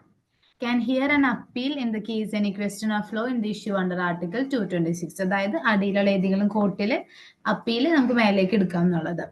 It is A it has A consultative behaviour. നമുക്ക് എന്തെങ്കിലും നിയമോപദേശം വേണമെങ്കിൽ കൺസൾട്ട് ചെയ്യാം ഹൈക്കോടതിനെ പോയിട്ട്. Can entertain it beyond the violation of fundamental rights. ഇത് വേറൊരു പ്രത്യേകതയാണ്. നമ്മുടെ സുപ്രീം കോടതിയിൽ റിട്ട് പുറപ്പെടുവിക്കുന്നത് ഫണ്ടമെന്റൽ റൈറ്റ്സിന്റെ വയലേഷന് മാത്രമാണ്. വേറെ ഒരു വയലേഷനും നമുക്ക് ഫണ്ടമെന്റൽ റൈറ്റ് അല്ലാതെ ലീഗൽ റൈറ്റ് ഉണ്ട്, പൊളിറ്റിക്കൽ റൈറ്റ് ഉണ്ട്, ഇക്കണോമിക് റൈറ്റ്സ് ഉണ്ട്, സോഷ്യൽ റൈറ്റ്സ്, അങ്ങനെ വേറെ കൈൻഡ് ഓഫ് റൈറ്റ്സ് ഉണ്ട്, കോൺസ്റ്റിറ്റ്യൂഷണൽ റൈറ്റ്സ് ഉണ്ട്. സോ അതിന്റെ വയലേഷൻ ഒന്നും നമുക്ക് സുപ്രീം കോടതിയിൽ പോയിട്ട് റിട്ട് പുറപ്പെടുവിച്ച് തരണം എന്ന് പറയാൻ പറ്റില്ല. ആ ഒരു അധികാരം ആർക്കില്ല? സുപ്രീം കോടതിനില്ല. പക്ഷേ ഹൈക്കോർട്ടിന് അതുണ്ട്.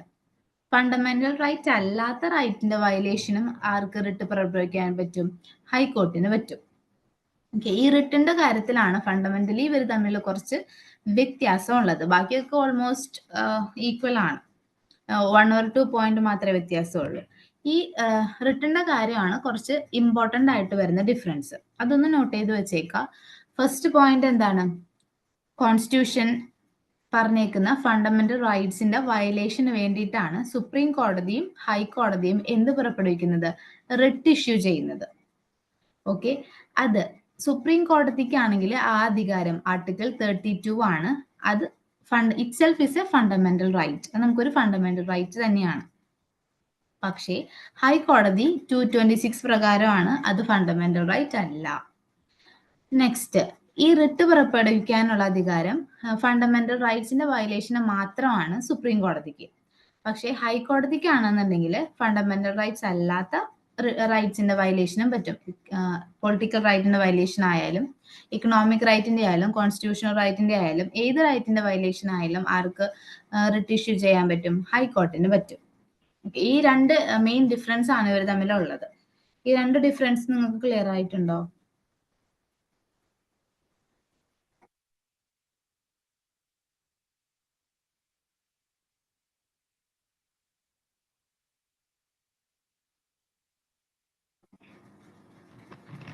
നിങ്ങൾ യെസ് പറയുന്നത് ശരിക്കും മനസ്സിലായിട്ട് തന്നെയാണോ, അതൊന്നും മനസ്സിലാവാത്തോണ്ടാണോ?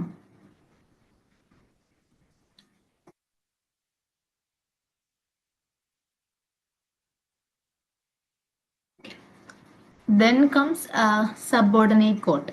The subordinate courts function as an inferior court to high court in the state. So high court nadiyillulla inferior courts aanu. It marks its presence as a district court and other lower court.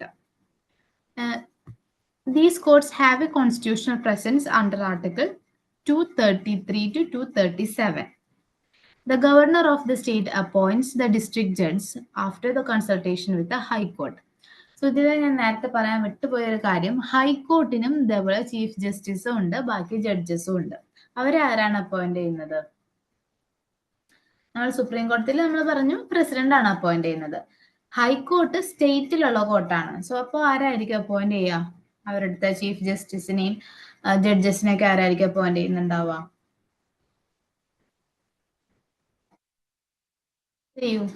Who appoints them?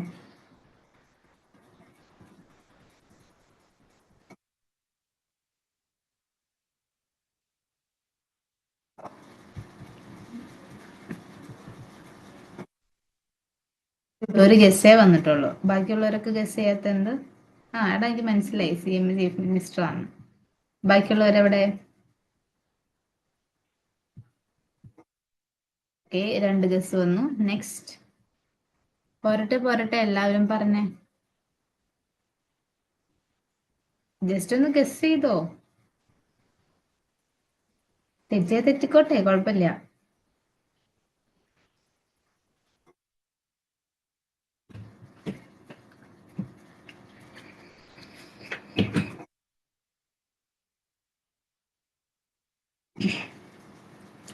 Okay, കൂടുതൽ guesses വന്നുകൊണ്ടിരിക്കുന്നു. Okay, think I need to tell you guys is that ഒരിക്കലും ഒരു constitutional സാധനങ്ങൾ, ഇപ്പോൾ കോൺസ്റ്റിറ്റ്യൂഷനിൽ പറഞ്ഞേക്കുന്ന bodies, ഇപ്പോൾ കോടതികളായിക്കോട്ടെ, UPSC, അതുപോലെ PSC, election commission, planning commission, ഇങ്ങനത്തെ കോൺസ്റ്റിറ്റ്യൂഷണൽ ബോഡീസ് ആയാലും ഒരു വിധപ്പെട്ട എല്ലാ സ്റ്റാറ്റ്യൂട്ടറി ബോഡീസ് ആയാലും ഒരിക്കലും നോമിനൽ ഹെഡ്സ് ആയിരിക്കും അവരുടെ അപ്പോയിന്റ് ചെയ്യുന്നത്. പ്രൈം മിനിസ്റ്ററോ CMO അല്ലെങ്കിൽ വേറെ ഒരു മിനിസ്ട്രിയും അവരെ അപ്പോയിന്റ് ചെയ്യില്ല. ഓക്കെ, ഇതിപ്പോ കുറെ പേര് ചീഫ് മിനിസ്റ്റർ പറഞ്ഞതുകൊണ്ട് ഞാൻ പറയാണ്, ഒരിക്കലും ചീഫ് മിനിസ്റ്ററോ പ്രൈം മിനിസ്റ്ററോ ഈവൻ പ്രൈം മിനിസ്റ്റർ ആയപ്പോലും അവർക്ക് അപ്പോയിന്റ് ചെയ്യാനുള്ള ഒരു അധികാരം ഇല്ല. ഒന്നില്ല എന്നുണ്ടെങ്കിൽ പ്രസിഡന്റിനെ, പ്രൈം മിനിസ്റ്റർ ആണെന്നുണ്ടെങ്കിൽ പ്രസിഡന്റിനെ ഒന്ന് റെക്കമെൻഡ് ചെയ്യാം. ഓക്കെ, അതുപോലെ ചീഫ് മിനിസ്റ്റർ ആണെന്നുണ്ടെങ്കിൽ ഗവർണറോട് റെക്കമെൻഡ് ചെയ്യാം. അവരെ അഡ്വൈസ് ചെയ്യാന്നുള്ള ഒരു ഓപ്ഷൻ മാത്രമേ അവർക്കുള്ളൂ. ഒരിക്കലും അപ്പോയിന്റ് ചെയ്യാനായിട്ട് പറ്റില്ല. അവർക്ക് ആ ഒരു അധികാരം ഇല്ല. അത് ചെയ്യേണ്ടത് ആരാണ്? ഒന്നില്ലെങ്കിൽ പ്രസിഡന്റ് അല്ലെങ്കിൽ ഗവർണർ. ഓക്കെ, ക്ലിയർ ആയോ നിങ്ങൾക്ക്? ഇവിടെ 2-3 പേര് ചീഫ് മിനിസ്റ്റർ പറഞ്ഞുകൊണ്ട് ഞാൻ പറയാണ്, ഒരിക്കലും അവർക്ക് അങ്ങനെ ഒരു അധികാരം ഇല്ല. പൊളിറ്റിക്കൽ ഹെഡ്സ് ഒരിക്കലും അത് ചെയ്യില്ല. ഗവൺമെന്റ്, റിയൽ ഗവൺമെന്റ് ഹെഡ്സ് ആയിട്ടുള്ള പ്രസിഡന്റ് ഓർ ഗവർണർ, ഇവരായിരിക്കും അപ്പോയിന്റ്മെന്റ് ചെയ്യുന്നത്. ആൻഡ് അവരുടെ ആരുടെ അഡ്വൈസ് അനുസരിച്ചിട്ടായിരിക്കും, പ്രൈം മിനിസ്റ്ററും CM-ന്റെ ഒക്കെ അഡ്വൈസ് അനുസരിച്ചിട്ടായിരിക്കും. പക്ഷെ അപ്പോയിന്റ് ചെയ്യാനുള്ള അധികാരം ആർക്കേ ഉള്ളൂ? പ്രസിഡന്റിനോ ഗവർണറിന്. ഇനി നമ്മുടെ കേസിൽ ഹൈക്കോർട്ടിന്റെ ജഡ്ജസിനെയും ചീഫ് ജസ്റ്റിസിനെയും ഒക്കെ അപ്പോയിന്റ് ചെയ്യുന്നത് പ്രസിഡന്റ് ആണ് കേട്ടോ. ഇന്ത്യൻ പ്രസിഡന്റ് ആണ് അപ്പോയിന്റ് ചെയ്യുന്നത്, ഒരിക്കലും സ്റ്റേറ്റ് ഗവർണർ അല്ല. ആൻഡ് കൺസൾട്ട് ചെയ്യും, അപ്പോയിന്റ്മെന്റിന്റെ സമയത്ത് കൺസൾട്ട് ചെയ്യും ഗവർണറിനെ. ജസ്റ്റ് ചോദിക്കും, ഞാൻ അപ്പോയിന്റ് ചെയ്യുന്നുണ്ട്, അങ്ങനെ ജസ്റ്റ് ഒന്ന് പറയും. അതർവൈസ് അപ്പോയിന്റ് ചെയ്യുന്നത് പ്രസിഡന്റ് തന്നെയാണ്. സുപ്രീം കോടതിയിലെ ജഡ്ജുകളെയും ചീഫ് ജസ്റ്റിസിനെയും ഹൈക്കോടതിയിലെ ജഡ്ജിനെയും ചീഫ് ജസ്റ്റിസിനെയും ആര് തന്നെയാണ് അപ്പോയിന്റ് ചെയ്യുന്നത്? പ്രസിഡന്റ് തന്നെയാണ് അപ്പോയിന്റ് ചെയ്യുന്നത്. അതിന് കീഴെ വരുന്ന കോടതികളിലെ ഡിസ്ട്രിക്ട് ജഡ്ജസിനെ അപ്പോയിന്റ് ചെയ്യുന്നത് ആരാണ്? ഗവർണറാണ്. അത് ആരുടെ കൺസൾട്ടേഷൻ വെച്ചിട്ടാണ്? ഹൈക്കോർട്ടിന്റെ കൺസൾട്ടേഷൻ, അവിടുത്തെ ചീഫ് ജസ്റ്റിസിന്റെ കൺസൾട്ടേഷൻ വെച്ചിട്ടാണ് ഡിസ്ട്രിക്ട് ജഡ്ജസിനെ അപ്പോയിന്റ് ചെയ്യുന്നത്. അത് ഗവർണറാണ് കേട്ടോ, ഓർത്ത് വെച്ചേക്കുക. And other judges can be appointed by the governor in consultation with the state public service commission. ബാക്കിയുള്ള ജഡ്ജസിനെ, ചീഫ് ജസ്റ്റിസിനെ ഒഴിച്ച് ബാക്കിയുള്ള ജഡ്ജസിനെ അപ്പോയിന്റ് ചെയ്യുന്നത് ഡിസ്ട്രിക്ട് ജഡ്ജസിന്റെ അല്ലാത്ത അടിയിലുള്ള വേറെ സബ്മോർഡിനേറ്റ് കോർട്സ് ഉണ്ടാവും, താലൂക്ക് കോർട്ട് എന്നൊക്കെ പറഞ്ഞ പോലത്തെ കോർട്ട്. അവരൊക്കെ PSC വഴിയാണ് അപ്പോയിന്റ്മെന്റ് നടക്കുന്നത്. ഗവർണർ തന്നെയാണ്, പക്ഷെ PSCയുടെ കൺസൾട്ടേഷൻ വെച്ചിട്ടാണ്. ക്ലിയർ ആയോ? അപ്പോയിന്റ്മെന്റിന്റെ കാര്യത്തിൽ ഡൗട്ട് ഉണ്ടോ നിങ്ങൾക്ക്? ഇതാണ് 2 ടൈപ്പ് ഓഫ് സബോർഡിനേറ്റ് കോർട്സ്. 2 തരത്തിലുള്ള കോർട്സ് ഉണ്ട്. സിവിൽ കോർട്ടും ഉണ്ട്, ക്രിമിനൽ. ഇത് തമ്മിലുള്ള ഡിഫറൻസ് എന്താ? ക്രിമിനലും സിവിലും തമ്മിലുള്ള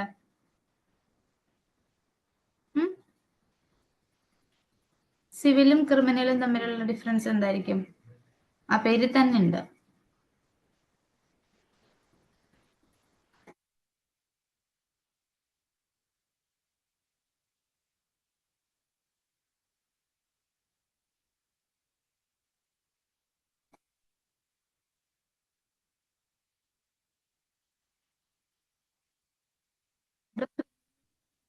ക്രിമിനൽ കേസസ് എന്തൊക്കെയാണ്? ക്രിമിനൽ കേസസ് മോഷണം, കൊലപാതകം, ഇതൊക്കെയാണ് criminal cases.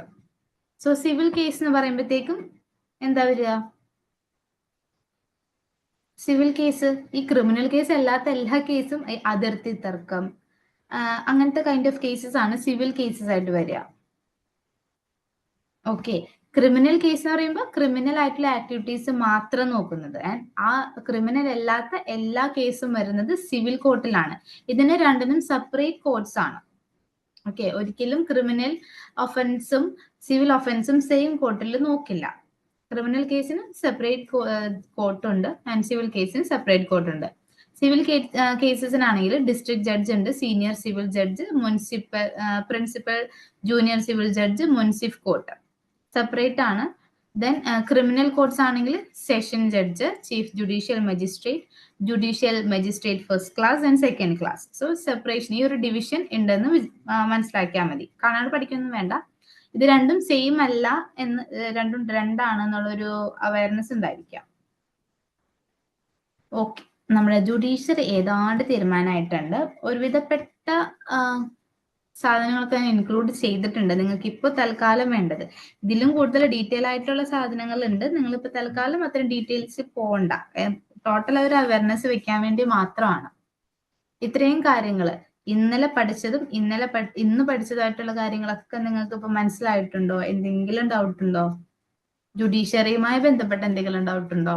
അപ്പോയിന്റ്മെന്റോ, type of structure of ജുഡീഷ്യറിയോ, ജുഡീഷ്യറിയുടെ ക്യാരക്ടറിസ്റ്റിക്സോ, വേരിയസ് ജൂറിസ്ഡിക്ഷൻസോ പവേഴ്സോ എന്തെങ്കിലും? ഇത്രയും കാര്യങ്ങളൊക്കെ ക്ലിയർ ആണോ? കൂടുതൽ കോംപ്ലിക്കേഷൻ വരാനുള്ള പോയിന്റ്സ് ഞാൻ ആഡ് ആക്കിയിട്ടില്ല എന്നാണ് എൻ്റെ ഒരു നിഗമനം.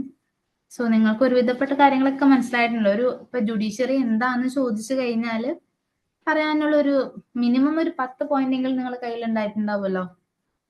അത് മതി, ആ ഒരു അവയർനെസ് മതി ഇപ്പൊ നമുക്ക്.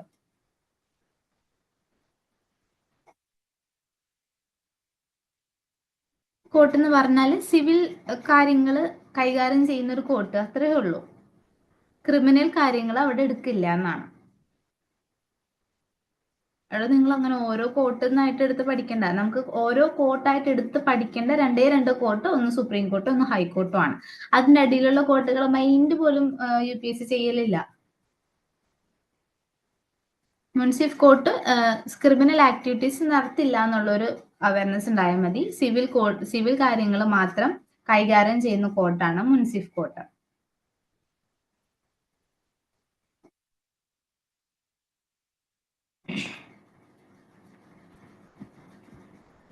ഓക്കെ, അപ്പൊ ഇത്രയും കാര്യങ്ങൾ ക്ലിയർ ആണല്ലോ. ജുഡീഷ്യറി നമുക്കൊന്ന് അവസാനിപ്പിക്കാം.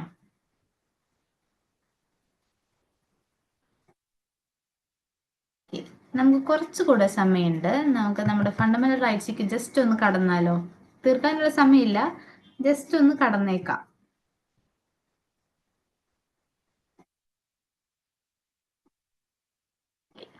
ഫണ്ടമെന്റൽ റൈറ്റ്സ് എന്തെങ്കിലും ധാരണയുണ്ടോ ഇതിനെക്കുറിച്ച്? എന്താണെന്നോ എവിടെയെങ്കിലും കേട്ടിട്ട് നിങ്ങൾ സ്കൂളിലോ മറ്റോ പഠിച്ചിട്ടൊക്കെ ഉണ്ടോ?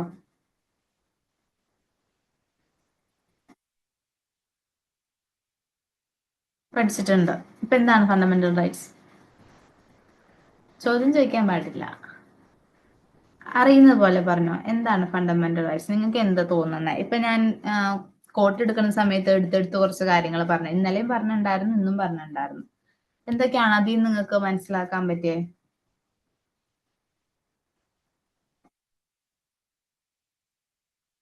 UPSCയുടെ ഒരു ഫേവറേറ്റ് ഏരിയ ആണ് ഫണ്ടമെന്റൽ. തിരിച്ചും മറിച്ചും ഒരു ചോദ്യം ചോദിക്കും ഇതിന്ന്. Basic human advance Indian civil right, മൂല്യാവകാശം, our own rights. Okay okay okay, അറിയാപ്പോ Indian civilian right. Okay, fundamental rights. The rights that are enriched in Part 3, Article 12 to 35 of the Constitution are referred to as a fundamental rights.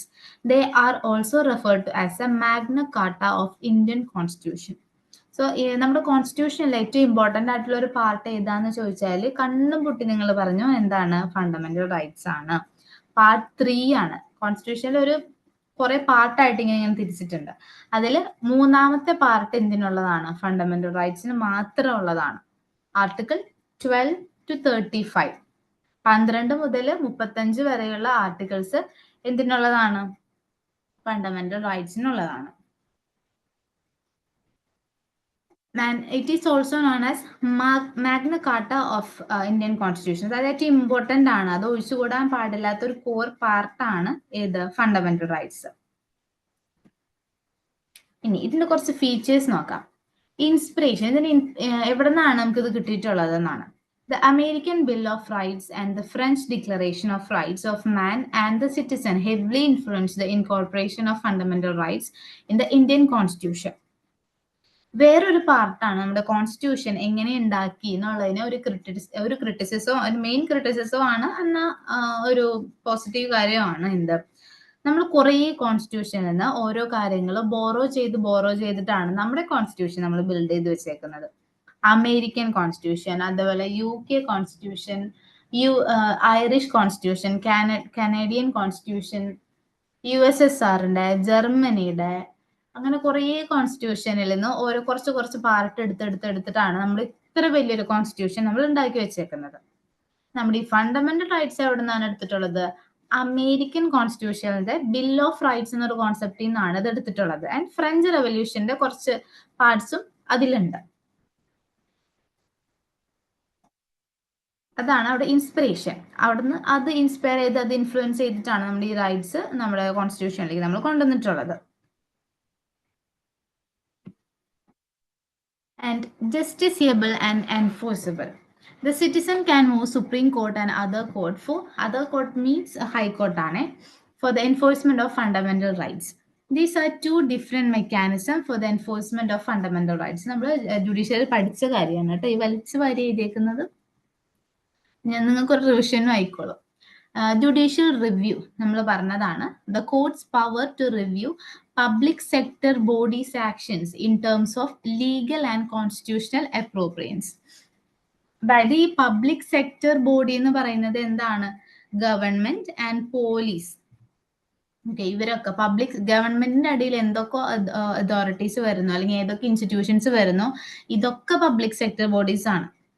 അത് ചിലപ്പോ commissions ആയിരിക്കും, ഇതേപോലെ finance commission, election commission, ഇതേപോലത്തെ commissions ആയിരിക്കാം, institutions ആയിരിക്കാം, government institutions ആയിരിക്കാം, police ആയിരിക്കാം, അതുപോലത്തെ ഓഫീസേഴ്സ് ആയിരിക്കാം. അവിടെ നിന്നൊക്കെയുള്ള അവരിറക്കുന്ന എന്തൊരു ടേംസ് ഓഫ് ലീഗൽ സാധനങ്ങളായിരിക്കും, ആക്ഷൻസ് ആയിക്കോട്ടെ, അവരിറക്കുന്ന റൂൾസ് ആൻഡ് റെഗുലേഷൻസ് ആയിക്കോട്ടെ, ഇതൊക്കെ റിവ്യൂ ചെയ്യാനുള്ള അധികാരം ആർക്കുണ്ട്? കോർട്ടിനുണ്ട്. സോ ആ ഒരു അധികാരം എന്തിനാണ് ഉപയോഗിക്കുന്നത്? ഫണ്ടമെന്റൽ റൈറ്റ്സ് വയലേറ്റ് ചെയ്യപ്പെട്ടോ ഇല്ലയോ എന്നാണ് ബേസിക്കലി നോക്കുന്നത്. ഓക്കെ, ആർട്ടിക്കിൾ 13 നമ്മൾ പറഞ്ഞു, ഇതൊരു ഫണ്ടമെന്റൽ റൈറ്റിന്റെ പാർട്ടാണ്. Explicitly provides for the doctrine of judicial review by stating that all laws that are inconsistent with or in derogation of any of the fundamental rights shall be void. അതായത് 13ാമത്തെ article പറയുന്നത് എന്താണെന്ന് വെച്ചാൽ judicial റിവ്യൂവിന് പറയുന്ന ഒരു article ആണത്. പക്ഷെ judicial review എന്നൊരു പേര് ഒരിക്കലും ആ ആർട്ടിക്കിളിൽ പറഞ്ഞിട്ടില്ല. ക്ലിയർ ആവുന്നുണ്ടോ? ആർട്ടിക്കിൾ 13 പറഞ്ഞിട്ടുള്ളത് ജുഡീഷ്യൽ റിവ്യൂവിന്റെ കൺസെപ്റ്റ് മാത്രമാണ്. പക്ഷെ ആ ഒരു പേര് ജുഡീഷ്യൽ റിവ്യൂ എന്ന് പറഞ്ഞ പേര് അതിൽ ഇൻവോൾവ് ചെയ്തിട്ടില്ല. ഓക്കെ, അതിലെന്താണ് പറയുന്നത്? ഫണ്ടമെന്റൽ റൈറ്റ്സ് വയലേറ്റ് ചെയ്യപ്പെട്ടാൽ ആ ലോയോ ആ ഒരു ആക്ഷനോ നിലനിൽക്കില്ല, അത് ഇല്ലാതാകും എന്നാണ് ആ ഒരു ആർട്ടിക്കിൾ പറഞ്ഞിട്ടുള്ളത്. ഓക്കെ, ദെൻ രണ്ടാമത്തെ ഒരു എൻഫോഴ്സ്മെന്റ് ചെയ്യാനുള്ള ഒരു മെക്കാനിസം ആണ് orders issued by higher court, lower court or authority commanding the performance of any particular act. Both these remedies operating through article 32. നമ്മുടെ റിട്ട് ആണ് രണ്ടാമത്തെ മെക്കാനിസം. ഒരു മെക്കാനിസം എന്താണ്? ജുഡീഷ്യൽ റിവ്യൂ ആണ്. സെക്കൻഡ് മെക്കാനിസം റിട്ട് ആണ്.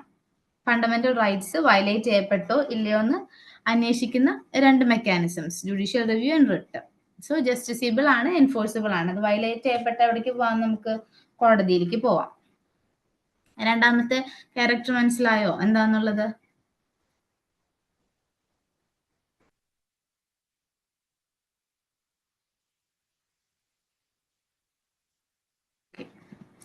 Then മൂന്നാമത്തത് applicability. ആർക്കൊക്കെയാണ് ഈ ഫണ്ടമെന്റൽ റൈറ്റ്സ് ആപ്ലിക്കബിൾ ആയിട്ടുള്ളത്?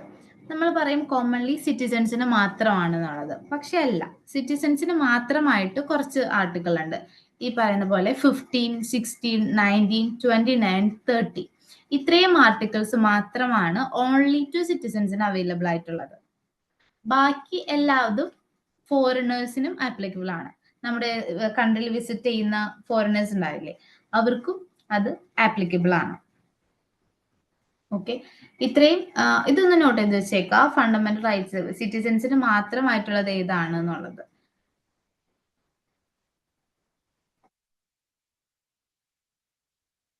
നിങ്ങളിത് വായിച്ചു ഞാൻ പറയുന്നതോടൊപ്പം നിങ്ങളിത് വായിച്ചു പോവാ കേട്ടോ.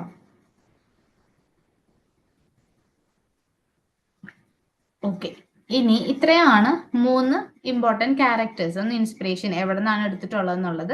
രണ്ടാമത്തേത് ഏതൊക്കെ മെക്കാനിസം ആണ് ഇത് പ്രൊട്ടക്ട് ചെയ്യാനായിട്ടുള്ളത്. ദെൻ ആപ്ലിക്കബിലിറ്റി, സിറ്റിസൺസിന് ഏതാണ്, നോൺ സിറ്റിസൺസിന് ഏതാണെന്നുള്ളത്. ഓക്കെ, ദെൻ 6 നമുക്ക് മൊത്തത്തിൽ 6 ഫണ്ടമെന്റൽ റൈറ്റ്സ് ആണ് ഉള്ളത്. 6 ഫണ്ടമെന്റൽ റൈറ്റ്സ് എന്ന് പറഞ്ഞാൽ 6 ഗ്രൂപ്പായിട്ട് തിരിച്ചേക്കാണ് നമ്മൾ. 12 മുതൽ 35 വരെ ഉണ്ട്. ഈ ഒരു 35 ഈ 12 തൊട്ട് 35 വരെയുള്ള ആർട്ടിക്കിൾസിന് നമ്മൾ 6 ഭാഗങ്ങളായി തിരിച്ചേക്കാണ്. അതുകൊണ്ടാണ് 6 ഫണ്ടമെന്റൽ റൈറ്റ്സ് എന്ന് പറയുന്നത്. ഓക്കെ, ഈ ഓരോ ആർട്ടിക്കിളും ഓരോ റൈറ്റ് ആണ്. ഇതില് 12ാമത്തെ ആർട്ടിക്കിൾ സ്റ്റാർട്ട് ചെയ്യുന്ന 12ാമത്തെ ആർട്ടിക്കിൾ എന്താണ് പറയുന്നത്? അതായത് ഇൻക്ലൂഡ് ചെയ്തിട്ടില്ല, കാരണം അത് ആ ഒരു ഗ്രൂപ്പിൽ പെടാത്തതാണ്. ഈ 6 ഫണ്ടമെന്റൽ റൈറ്റിൽ പെടാത്തതാണ് 12ഉം 13ഉം. 14 തൊട്ടാണ് നമ്മൾ ഗ്രൂപ്പ് കാറ്റഗറൈസ് ചെയ്യുന്നത്. 12ാമത്തെ ആർട്ടിക്കിൾ എന്താണ് പറയുന്നതെന്ന് വെച്ചാൽ സ്റ്റേറ്റിന്റെ ഡെഫിനിഷൻ ആണ്. എന്താണ് സ്റ്റേറ്റ്? സ്റ്റേറ്റിൽ ആരൊക്കെയാണ് പെടുന്നത്? സ്റ്റേറ്റ് എന്നപ്പോൾ നമ്മൾ പറയുമ്പോൾ തമിഴ്നാട്, കേരള, ആന്ധ്രാപ്രദേശ്, കർണാടക ആ സ്റ്റേറ്റ് അല്ല ഇവിടെ ഉദ്ദേശിക്കുന്നത്. മറ്റേ സ്റ്റേറ്റിലെ എന്താണ്? ഗവൺമെന്റ്, അതാണ് സ്റ്റേറ്റ്. സ്റ്റേറ്റിന് 2 ഡെഫിനേഷൻ ഉണ്ട്. ഒന്ന് ഗവൺമെന്റ് എന്നുള്ള ഡെഫിനേഷൻ ഉണ്ട്. രണ്ടാമത്തത് പിന്നെ നമ്മൾ ഈ പറയുന്ന തമിഴ്നാടോ അതൊരു സ്റ്റേറ്റ് ആണ്, കർണാടക ഒരു സ്റ്റേറ്റ് ആണ്, കേരള ഒരു സ്റ്റേറ്റ് ആണ്. അത് പക്ഷെ ആ ഒരു ഡിഫറൻസ് അല്ല നമുക്ക് ഇവിടെ വേണ്ടത്. ഓക്കെ, ഈ സ്റ്റേറ്റ് എന്ന് അവർ ഉദ്ദേശിക്കുന്നത് എന്താണ്? ഗവൺമെന്റ് ആണ്. ഗവൺമെന്റിന് കീഴിൽ എന്തൊക്കെ വരുന്നുണ്ടോ അതൊക്കെ സ്റ്റേറ്റ് ആണ്. ഇവൻ പോലീസ് ഫോഴ്സ് സ്റ്റേറ്റ് ആണ്, ഗവൺമെന്റ് ഇൻസ്റ്റിറ്റ്യൂഷൻസ് സ്റ്റേറ്റ് ആണ്, ഗവൺമെന്റ് കമ്മീഷൻസ് സ്റ്റേറ്റ് ആണ്. ആരൊക്കെ ഗവൺമെന്റിന് കീഴെ റൂൾസ് ആൻഡ് റെഗുലേഷൻസ് ആക്ഷൻസ് ഇവർ എടുക്കുന്നുവോ അതൊക്കെ സ്റ്റേറ്റ് ആണ്. ആ ഒരു ഡെഫിനിഷൻ ആണ് ആർട്ടിക്കിൾ 12 കൊടുത്തിട്ടുള്ളത്. മനസ്സിലായോ ആർട്ടിക്കിൾ 12 എന്താന്നുള്ളത്? ദ ഡെഫിനിഷൻ ഓഫ് സ്റ്റേറ്റ്, അതാണ് ആർട്ടിക്കിൾ 12. സിംപ്ലി അതങ്ങനെ പറയാം നമുക്ക്. മനസ്സിലായോ എന്താണ് ആർട്ടിക്കിൾ 12 എന്നുള്ളത്? മനസ്സിലായോ? ഓക്കെ.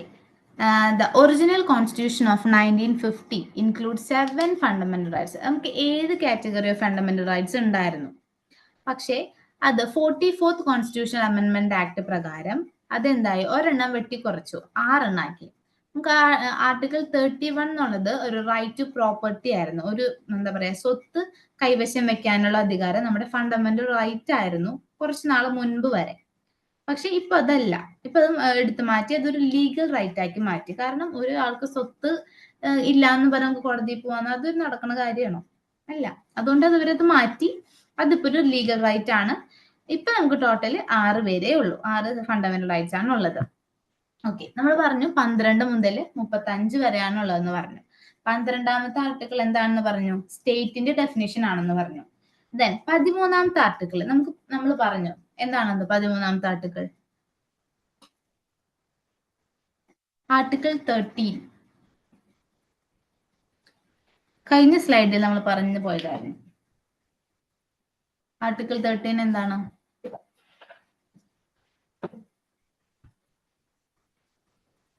ആർട്ടിക്കിൾ 13 കഴിഞ്ഞ സ്ലൈഡിൽ നമ്മൾ പറഞ്ഞായിരുന്നു. ശ്രദ്ധിച്ചായിരുന്നു ആരെങ്കിലും? ഞാൻ ഈ വായിട്ട് അലക്കുന്നത് വെറുതെ ആണോ? ശ്രദ്ധിച്ചില്ലേ ആരും? ആർട്ടിക്കിൾ 13 എന്താ?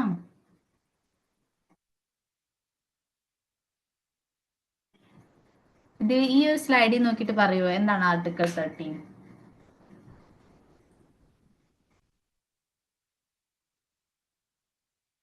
സിമ്പിൾ ആയിട്ട് ഒരു പേരിൽ നമ്മൾ പറഞ്ഞായിരുന്നു. എന്തായിരുന്നു? എടാ, സിമ്പിൾ ആയിട്ട് നമ്മൾ ഒരു പേരിൽ പറഞ്ഞായിരുന്നു ആർട്ടിക്കിൾ 13 എന്താണ് എന്നുള്ളത്. ഈ ഒരു സ്ലൈഡിൽ നോക്കിയിട്ട് പറയും എല്ലാവരും.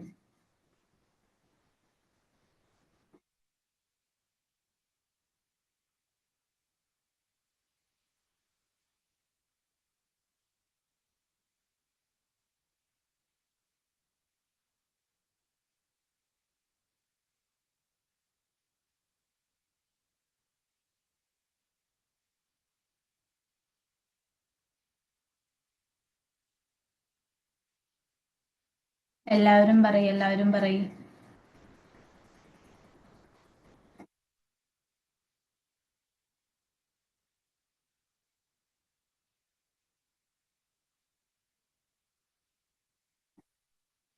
പിള്ളേർ ഇറ്റ്സ് ജുഡീഷ്യൽ റിവ്യൂ ഒരാളാണ് പറഞ്ഞേക്കുന്നത്.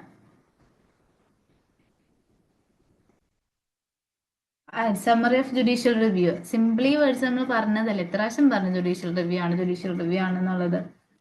സോ നോട്ട് ചെയ്ത് വെച്ചേക്കാം. ആർട്ടിക്കിൾ 12 ഡെഫിനിഷൻ ഓഫ് സ്റ്റേറ്റ് ആണ്. ആർട്ടിക്കിൾ 13 ജുഡീഷ്യൽ റിവ്യൂ ആണ്. ഓക്കെ, ജുഡീഷ്യൽ റിവ്യൂ ആണ്. ദെൻ ആർട്ടിക്കിൾ 14 നമ്മളിപ്പോ സ്റ്റാർട്ട് ചെയ്യുന്നില്ല, കാരണം 7 മണിയായി അല്ലേ? സോ ഇനിയിപ്പോ നമ്മളിത് സ്റ്റാർട്ട് ചെയ്ത് കഴിഞ്ഞാൽ ഇപ്പൊ തീരത്തില്ല. നമുക്കിത് നെക്സ്റ്റ് ക്ലാസ്സിൽ, ഞാൻ നെക്സ്റ്റ് ക്ലാസ്സിൽ ഈ സാധനം രണ്ടാമത് ചോദിക്കുമ്പോൾ ഇതേപോലെ മിണ്ടാണ്ടിരുന്നോളൂ കേട്ടാ. ഈ ഇത്രയും സ്ലൈഡ് ഞാൻ ഷെയർ ചെയ്ത് തരാം. വായിക്കുക, പഠിക്കുക. ഓക്കെ.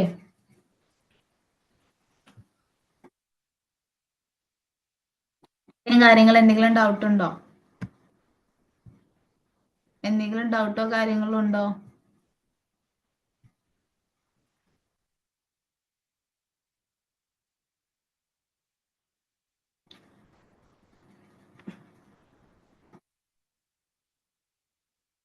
ഡൗട്ട് കാര്യങ്ങളൊന്നുമില്ലെങ്കിൽ okay, bye by.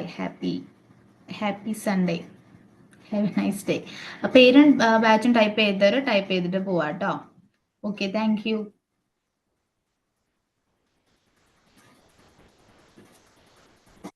Thank you.